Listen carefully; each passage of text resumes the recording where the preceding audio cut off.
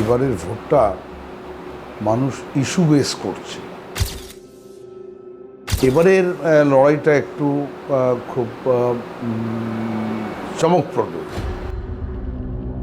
যে অবস্থাটা অত্যন্ত সংকটজনক হয়েছে, তার কারণ গত 10 বছরে মোদী সরকার তাদের দেওয়া একটি কাজও তারা করতে পারেনি। বিজেপি পরিচালিত সরকারকে পরাজিত করতে হবে। সেই গণতন্ত্রকে, ভারতবর্ষের মানুষের আর্থিক স্বাধীনতাকে, ভারতবর্ষের মানুষের সাম্প্রদায়িক সম্প্রীতিকে রক্ষা করতে হবে।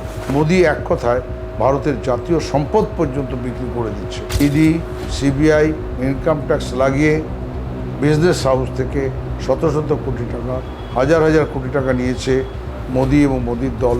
মোদী এবং বিজেপি ভারতবর্ষের সব থেকে বড় কারাপ্টেড পার্টি। সেই কালিরামের ঢোল ফেটে গিয়েছে। এখন পর্যন্ত সব পত্র পত্রিকা, শুধু গর্দি মিডিয়ার কিছু লোক বাদ দিয়ে সবাই জানে যে এবার বিজেপি 200 ক্রস করতে পারবে না। বিজেপি এককভাবে সরকার করতে পারবে না। যদি সরকার কেউ করে তাহলে ইন্ডিয়া জোট মমতা ব্যানার্জিকে সঞ্চালিকা শক্তি করে ভারতবর্ষে নতুন সরকার আসবে।